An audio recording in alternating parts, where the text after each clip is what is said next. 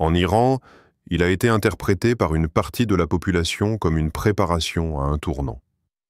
Les plus fervents partisans du régime, notamment les pasdarans et les milieux religieux conservateurs, y voyaient un moment de concentration, une forme de purification stratégique avant un coup d'éclat.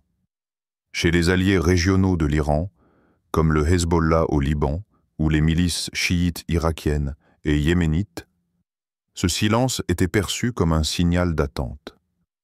Une sorte de gel idéologique, le calme avant la tempête, où tous les regards restaient fixés sur Téhéran. L'absence de mots devenait une injonction à la patience, à la discipline. Dans les chancelleries occidentales, notamment à Washington, Paris et Londres, cette absence de réaction verbale inquiétait. Les diplomates et les services de renseignement, habitués à décrypter les moindres inflexions du discours iranien, se retrouvaient face à un vide impossible à interpréter. Cette imprévisibilité devenait une menace en elle-même. Si Khamenei ne parlait pas, cela pouvait signifier qu'il préparait quelque chose de plus grand, de plus grave, ou qu'il attendait que l'un de ses ennemis fasse un faux pas. Dans le monde stratégique, le silence n'est jamais neutre. Ce mutisme a également résonné au sein du monde musulman. Dans les pays où la fracture entre sunnites et chiites structure les débats géopolitiques, l'attente du guide suprême était scrutée avec crainte ou espoir.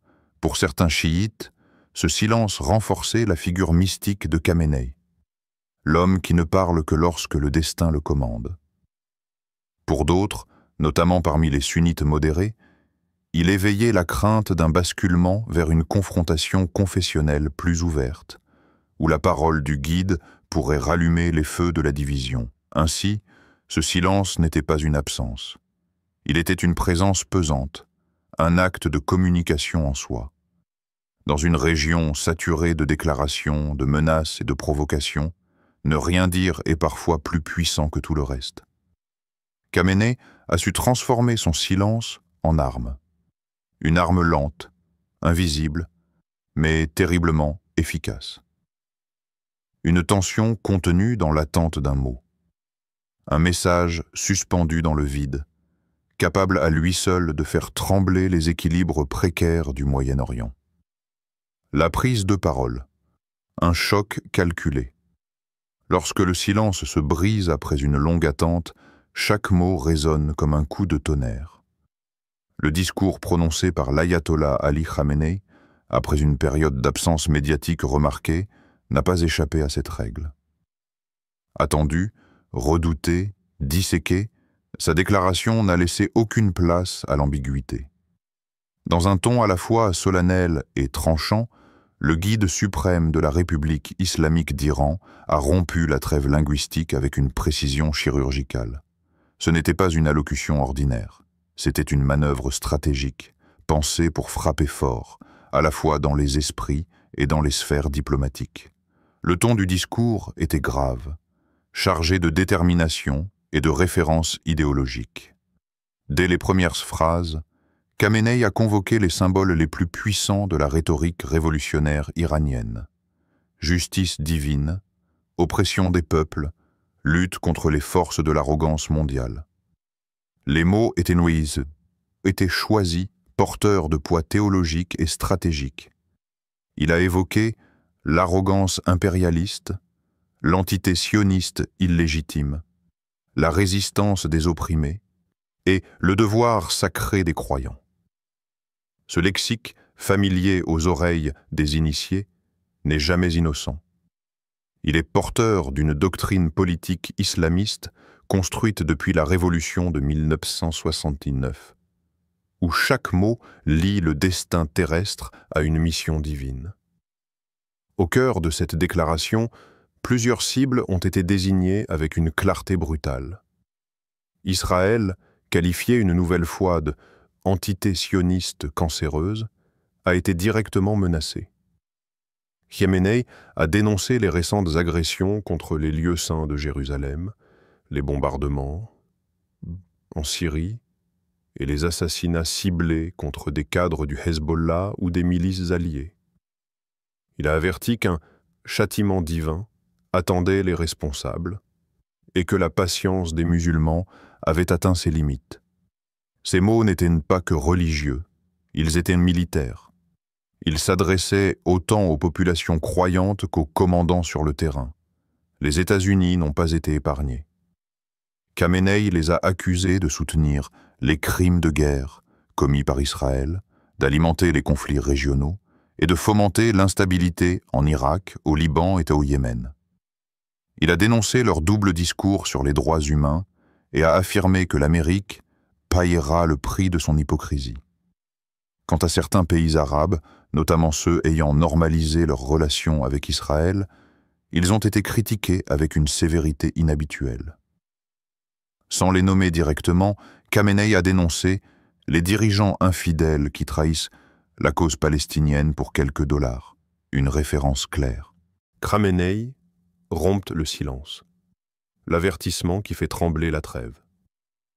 Assalam alaykum wa rahmatullahi wa barakatuh, chers frères, chères sœurs, chers éveillés du monde entier. Aujourd'hui, nous entrons dans un moment historique, décisif, bouleversant. Le silence a été brisé.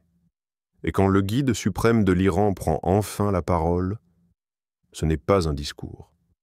C'est un séisme, un appel, une déclaration de rupture qui fait trembler les capitales du monde. Alors posez-vous une question simple. Que se cache derrière ce silence maîtrisé et cette parole lâchée comme une épée? Dans cette vidéo, vous allez découvrir pourquoi les mots de Khamenei ne sont jamais anodins. Comment ce discours redessine l'équilibre géopolitique mondial. Pourquoi les grandes puissances paniquent et pourquoi les peuples se réveillent. Mais surtout, vous allez comprendre ce que les médias occidentaux ne veulent pas vous dire. Si vous cherchez la vérité derrière le rideau, si vous sentez que le monde bascule, si vous êtes de ceux qui refusent d'être manipulés, alors cette chaîne est la vôtre. Abonnez-vous maintenant. Likez si vous soutenez la recherche de vérité. Partagez cette vidéo à vos frères, vos sœurs, vos proches, vos groupes. Le temps n'est plus à la peur. Le temps est à la compréhension, à l'analyse, à la résistance intelligente. Car le monde change. Et ce changement commence maintenant. Bismillah. Entrons dans les coulisses de la nouvelle ère. Le silence stratégique. Une arme politique.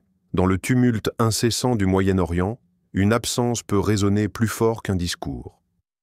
Alors que les tensions montaient entre l'Iran et Israël, que les missiles fusaient de Gaza et que les chancelleries occidentales multipliaient les déclarations, un homme restait silencieux, le guide suprême de la République islamique d'Iran, l'ayatollah Ali Khamenei. Son mutisme, loin d'être une omission ou un retrait, était une posture délibérée, calculée et puissamment symbolique. Dans une région où chaque mot pèse, son silence est devenu un message. Et dans ce jeu d'échecs géopolitiques, cette non-parole s'est imposée comme une arme politique à part entière. Le contexte est marqué par une trêve fragile, souvent non déclarée mais tacitement respectée entre l'Iran et Israël.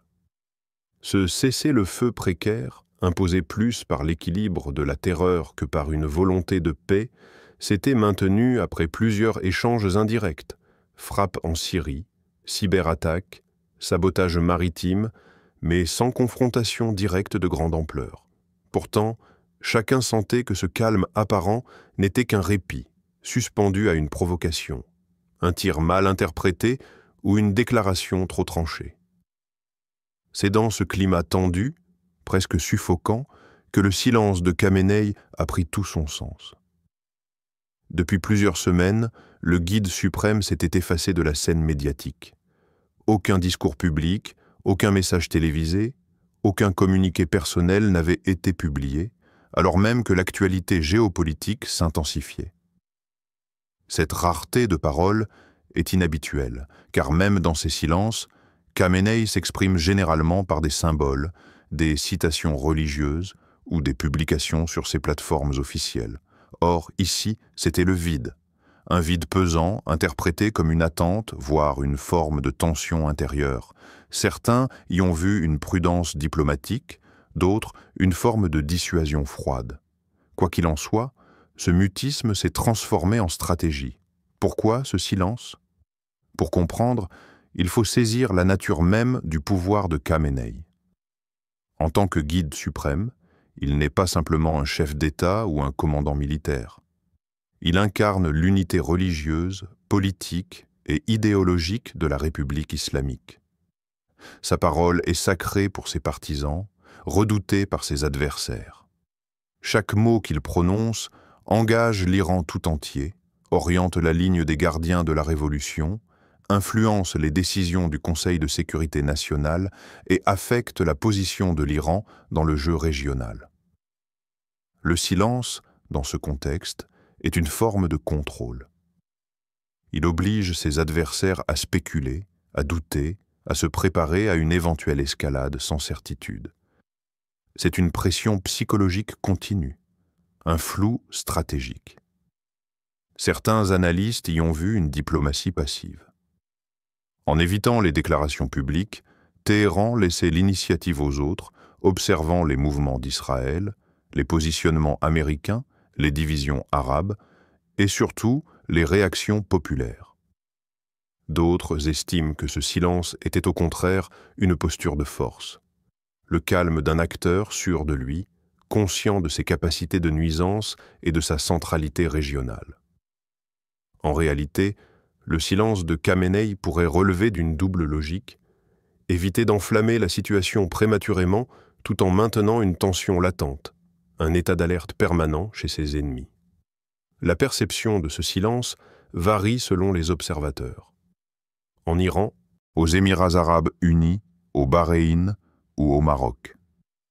L'intention était limpide. Les placer du côté des oppresseurs et les exposer à la réprobation populaire. Le discours faisait aussi écho à des événements récents. Les attaques contre les infrastructures iraniennes attribuées à Israël, les tensions en mer Rouge, les frappes israéliennes en Syrie et les explosions suspectes près d'installations nucléaires ont été utilisées comme éléments justificatifs. Khamenei a présenté ces actes comme des provocations coordonnées destinées à affaiblir l'Iran, mais a affirmé que chaque blessure subie renforce la volonté de résistance. Le lien entre les faits militaires et la réponse verbale était clair. Il s'agissait de rappeler que l'Iran, malgré son silence, n'était ni aveugle ni inactif.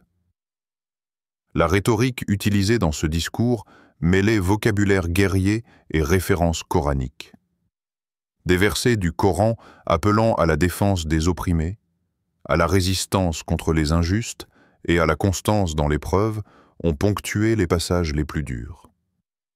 Khamenei a évoqué l'imam Hussein, figure centrale du martyr chiite, pour illustrer la lutte contre les tyrans.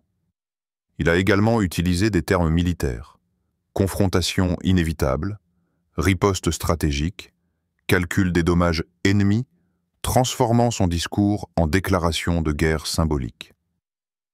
L'appel aux martyrs, omniprésent dans les discours de la République islamique, était ici amplifié. Il a salué ceux qui sont morts pour défendre la dignité de l'islam et a appelé les jeunes musulmans du monde entier à se tenir prêts pour les épreuves à venir. Mais au-delà des mots, c'est la manière dont ce discours a été diffusé qui en a renforcé l'impact. Les médias d'État iraniens, notamment IRIB, la télévision nationale, ont interrompu leur programme pour diffuser le discours en direct. L'heure choisie, en fin de journée, correspondait à un moment de grande audience. Le décor était sombre, solennel, un bureau sobre, une lumière tamisée, un drapeau iranien et un Coran posés en arrière-plan. Aucun détail n'était laissé au hasard. Les chaînes affiliées au Hezbollah, aux Houthis ou aux milices chiites d'Irak ont immédiatement repris le discours, le traduisant en arabe, en ourdou, voire en anglais. Sur les réseaux sociaux, les extraits ont été relayés par les canaux officiels accompagnés de hashtags comme Tech Resistance Will Prevail ou A Khamenei Warning. Ce discours n'était donc pas un simple avertissement. C'était un tournant. Il a mis fin à une période d'incertitude, réaffirmé l'autorité du guide suprême et repositionné l'Iran dans le jeu régional comme un acteur prêt à l'affrontement, mais sur ses propres termes. Il a aussi été pensé pour galvaniser ses partisans. En Iran, mais aussi au Liban, en Syrie, en Irak, à Gaza, au Yémen et au-delà. Il leur a redonné un langage, une direction, une raison de se mobiliser, et enfin, il a adressé un message clair à ses ennemis. L'Iran ne reculera pas, et désormais, le silence n'est plus. La parole est donnée, et elle est lourde de conséquences. Ce choc, calculé, a marqué la fin d'une phase d'observation et l'entrée dans une phase active, où chaque mouvement sera scruté, chaque réponse analysée, et chaque parole, désormais, prise comme un acte. Le calme apparent du guide suprême a cédé la place à la voix du commandement.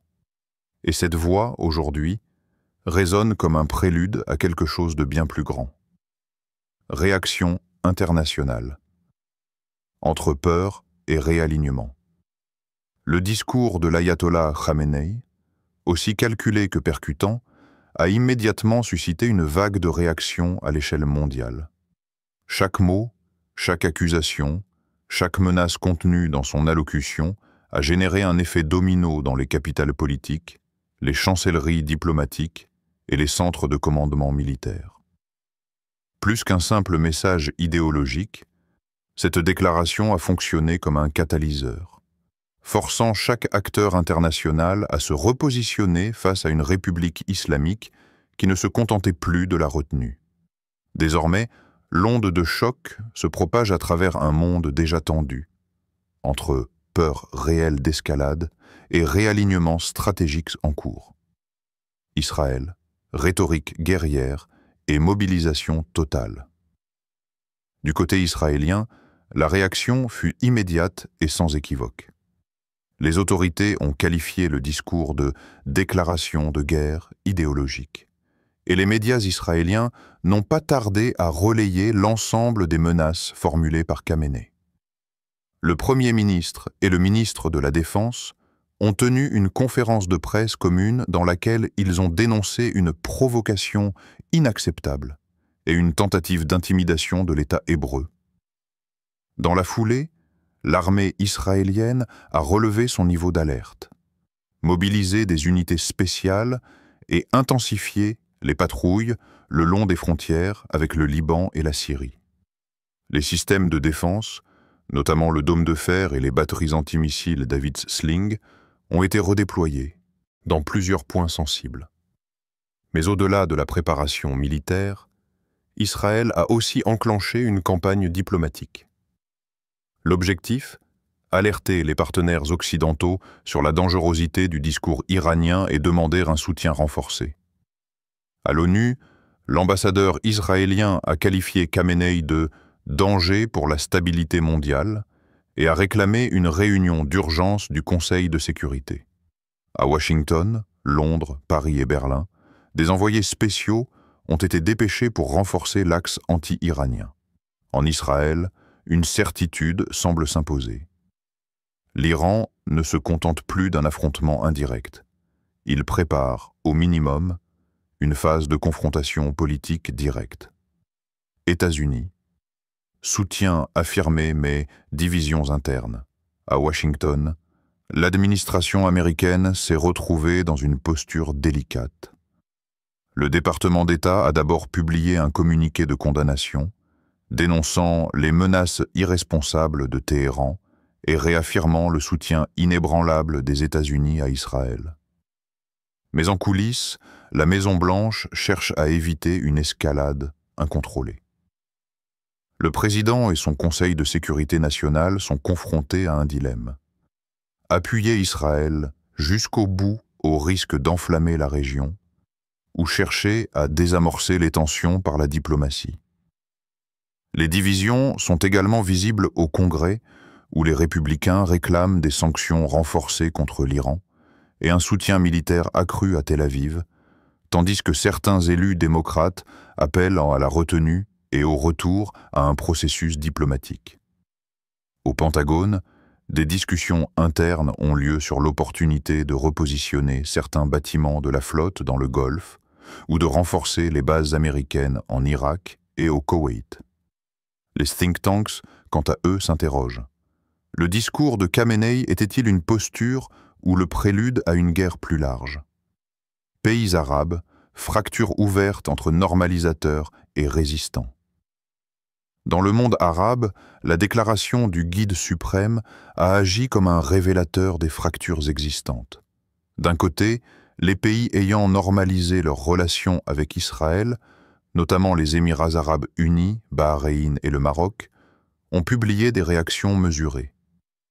Sans nommer directement l'Iran, ils ont exprimé leur attachement à la paix et à la stabilité régionale, et ont condamné toute incitation à la violence. Mais en coulisses, l'inquiétude est réelle. Toute escalade majeure pourrait faire voler en éclats ces accords fragiles et contestés dans l'opinion publique. À l'opposé, des pays comme la Syrie, l'Irak ou le Liban ont salué la clarté du discours iranien. Le Hezbollah, en particulier, a publié un communiqué dans lequel il qualifie Khamenei de voix de la vérité et appelle à l'unité de la résistance islamique. En Irak, plusieurs milices chiites ont exprimé leur alignement idéologique, promettant de réagir à toute agression contre l'Iran. En Égypte et en Jordanie, l'attitude est plus prudente, oscillant entre neutralité stratégique et crainte d'un embrasement régional qui les affecterait de plein fouet. Russie et Chine, soutien indirect, prudence calculée. La Russie et la Chine ont réagi de façon plus nuancée mais non moins significative. Moscou a appelé à la désescalade immédiate tout en soulignant la légitimité des revendications iraniennes concernant la souveraineté et la sécurité régionale. Dans les faits, la Russie continue d'armer indirectement l'Iran via des coopérations techniques, notamment dans le domaine des drones, et cherche à exploiter ce climat tendu pour affaiblir la position américaine au Moyen-Orient. La Chine, quant à elle, a lancé un appel au dialogue et au respect mutuel entre nations. Officiellement neutre, Pékin a en réalité renforcé ses liens économiques avec Téhéran et poursuit ses ambitions stratégiques dans la région via son projet de nouvelle route de la soie. Les deux puissances voient dans l'Iran un partenaire utile pour contrer l'influence occidentale, sans pour autant cautionner publiquement ses discours les plus radicaux. ONU et diplomatie mondiale, blocage et inquiétude.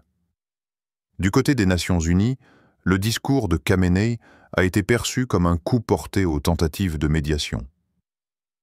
Le secrétaire général a appelé à la retenue absolue et à la reprise urgente des canaux diplomatiques, mais les divisions internes du Conseil de sécurité ont paralysé toute réaction concrète. La Chine et la Russie ont bloqué toute résolution jugée trop critique envers l'Iran, tandis que les États-Unis et leurs alliés refusaient de condamner Israël. Les initiatives diplomatiques alternatives, notamment celles du Qatar, d'Oman ou de la Turquie, tentent de maintenir un pont de communication entre les camps. Mais ces efforts semblent dérisoires face à la rhétorique incendiaire désormais affichée de part et d'autre. Opinion publique, agitation, mobilisation et inquiétude religieuse. Sur le plan populaire, les réactions ont été immédiates. Dans les pays chiites, des manifestations de soutien à Khamenei ont éclaté, notamment à Bagdad, Sanaa, Beyrouth et Qom.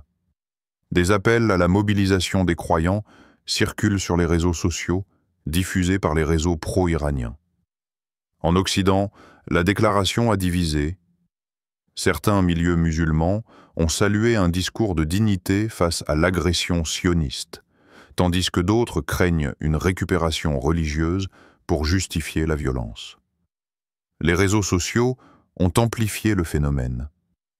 Extraits du discours, images de missiles, cartes de la région, commentaires d'influenceurs politiques. La propagande de guerre idéologique prend forme en ligne, rendant la situation encore plus volatile.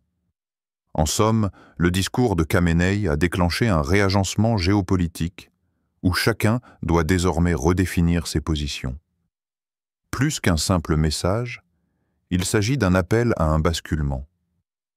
Un basculement où la parole devient frontière et où le verbe du guide peut « vers quelle escalade ?» Les scénarios de demain. La parole du guide suprême est désormais lancée.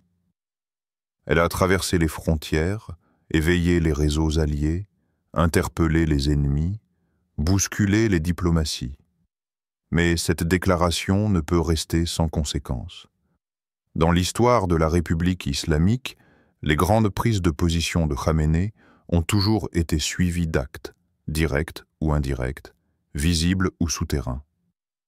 Le choc politique étant déjà amorcé, c'est maintenant le champ des possibles qui se dessine devant le monde. L'heure n'est plus à la spéculation théorique, elle est à l'anticipation. Vers quelle escalade allons-nous? Guerre, réalignement, guerre hybride, implosion diplomatique ou fracture religieuse? Voici les principaux scénarios à envisager. Scénario militaire. Vers l'affrontement, mais sous quelle forme? L'option d'un conflit ouvert entre l'Iran et Israël, soutenu par les États-Unis, reste plausible, bien que risquée pour toutes les parties. Ce scénario impliquerait des frappes aériennes ciblées contre des installations militaires ou nucléaires, suivies de ripostes régionales à grande échelle. Mais plus probable dans l'immédiat est le retour à la guerre asymétrique par proxy. Le Hezbollah au Liban, les milices chiites en Irak, les Houthis au Yémen et même certaines cellules dormantes dans le Golfe pourraient être activées ou intensifier leurs actions. Des roquettes depuis le sud-Liban, des drones kamikazes depuis l'Irak, des attaques contre les tankers dans la mer Rouge ou le détroit d'Ormuz sont des possibilités concrètes. Autre front en expansion, le cyberespace. L'Iran, tout comme Israël, a développé depuis des années ses capacités de cyberguerre. Sabotage de systèmes énergétiques, fuite massive de données sensibles, paralysie de sites stratégiques. La prochaine bataille pourrait aussi se livrer sans missiles, mais via des lignes de code, avec des impacts très concrets sur les économies et les sociétés civiles. Scénario politique. Implosion des négociations et polarisation régionale sur le plan politique, le discours de Khamenei pourrait signer la fin définitive de toute relance des négociations nucléaires.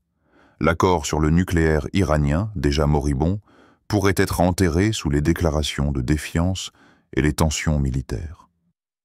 Cela signifierait pour l'Iran la liberté d'intensifier son enrichissement d'uranium et pour l'Occident, l'obligation de revenir à une politique d'endiguement dur.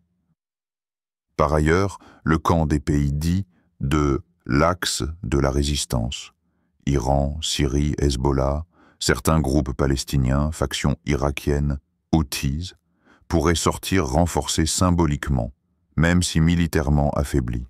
Leur discours unificateur face à l'agression sioniste et impérialiste pourrait séduire des franges radicalisées dans le monde musulman, creusant un fossé idéologique avec les États arabes ayant choisi la voie de la normalisation avec Israël.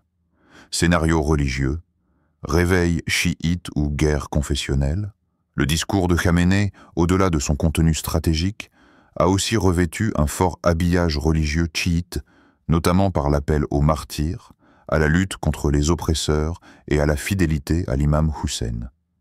Ce choix lexical n'est pas anodin. Il renforce la cohésion des réseaux chiites, les relie par une vision eschatologique du conflit et pourrait provoquer une mobilisation transnationale au sein des populations chiites. Mais cette réactivation religieuse comporte aussi un risque majeur, celui de raviver les tensions confessionnelles entre chiites et sunnites. Certains gouvernements arabes, majoritairement sunnites, pourraient percevoir l'appel de Khamenei comme une volonté d'exporter la révolution chiite ou d'alimenter les divisions internes. On se souvient des effets dévastateurs de la guerre confessionnelle en Irak après 2003. Un scénario similaire, aujourd'hui étendu à la Syrie, au Liban, au Yémen et même à Bahreïn, serait catastrophique pour la stabilité régionale. Les risques pour l'Iran: isolement, sanctions et ripostes ciblées. L'escalade verbale et potentielle sur le terrain peut aussi se retourner contre l'Iran. L'Occident, déjà hostile, pourrait renforcer les sanctions économiques, bloquer les dernières tentatives de partenariat avec la Chine ou l'Inde et accentuer l'isolement diplomatique. Téhéran risque également des frappes préventives, notamment contre ses infrastructures militaires en Syrie ou contre ses bases de lancement de drones et de missiles. À l'intérieur même du pays, cette radicalisation du discours pourrait créer des tensions. Une partie de la jeunesse iranienne, lasse des privations et des discours idéologiques, pourrait se détourner encore davantage du pouvoir. Des mouvements de protestation intérieure, même limités, combinés aux pressions extérieures, pourraient fragiliser le régime. Expansion des tensions. Le Golfe, la mer Rouge, l'Irak, la Syrie sous pression. Le discours de Khamenei risque de transformer l'ensemble du Moyen-Orient en théâtre d'extension du conflit. Le Golfe Persique pourrait redevenir un point chaud, avec des frappes ou sabotages ciblés sur des navires pétroliers ou des raffineries. La mer Rouge, où les Houthis ont intensifié leurs activités, pourrait devenir un nouveau couloir de guerre navale. En Irak, les bases américaines sont régulièrement attaquées par des factions pro-iraniennes. En Syrie, Israël bombarde déjà des positions liées à l'Iran. Ces opérations pourraient se multiplier. La géographie du conflit ne se limite plus à 2 ou 3 points d'embrasement. C'est désormais un arc de tension élargi, de Gaza à Téhéran, en passant par Beyrouth, vers une nouvelle phase du conflit global. La question qui se pose est donc simple, mais lourde de conséquences. Khamenei a-t-il volontairement ouvert une nouvelle phase du conflit global opposant l'Iran et ses alliés à l'axe américano-israélien et ses partenaires? Sa parole, lourde de signification, semble moins destinée à la gestion de crise qu'à la proclamation d'un nouveau cycle de confrontation. Il ne s'agit pas uniquement d'un discours défensif, mais d'une réaffirmation idéologique offensive, presque doctrinale. Dans ce contexte, une fracture est en train de s'ouvrir. Entre ceux qui croient encore en la voie diplomatique et ceux qui pensent que seule la confrontation peut faire émerger un nouvel équilibre régional. Appel à la vigilance du monde musulman. Le monde musulman est aujourd'hui à la croisée des chemins. La parole du guide peut-elle unir les musulmans dans une résistance face à ce qu'il appelle l'injustice mondiale? Ou bien va-t-elle diviser davantage, en alimentant les clivages internes, les tensions confessionnelles, les luttes d'influence entre nations? Il appartient désormais aux leaders, aux peuples et aux intellectuels de choisir, résister, oui, mais dans quelle direction? Et surtout, à quel prix? Dans un monde où une simple déclaration peut déclencher des vagues de violence ou de foi, la vigilance n'est plus une option, c'est une nécessité. Car peut-être qu'en brisant le silence, Khamenei n'a pas seulement prononcé un discours, il a déclenché la suite du conflit global. Le silence de Khamenei n'était pas une absence, c'était une stratégie, une attente, un compte à rebours. Et lorsqu'il a parlé, ce ne fut pas pour apaiser, mais pour avertir, frapper, positionner. Derrière chaque mot prononcé, il y avait une direction. Celle d'un changement d'équilibre, d'un réveil régional, voire d'un affrontement programmé. Le monde n'est plus figé. La trêve est fissurée, les alliances sont bousculées, les peuples sont appelés à choisir. Faut-il craindre cette déclaration, ou la comprendre comme une tentative de rétablir une justice perçue comme confisquée? Faut-il la condamner ou l'analyser dans le contexte de décennies d'agressions, de sanctions, d'isolement? Ce qui est certain, c'est que le Moyen-Orient entre dans une nouvelle phase. Une phase où la parole pèse autant qu'un missile. Une phase où les nations ne pourront plus rester neutres, où les peuples ne pourront plus ignorer. À ceux qui veulent comprendre le monde au-delà des apparences, à ceux qui veulent suivre les lignes de faille, pas les slogans, à ceux qui savent que la vérité se mérite, se cherche, se partage. Restez avec nous, abonnez-vous, likez, diffusez cette vidéo autour de vous, et qu'Allah nous accorde la clairvoyance, la justice et la paix véritable. Wa ma tawfiqi illa billah. Assalamu alaikum wa rahmatullahi wa barakatuh.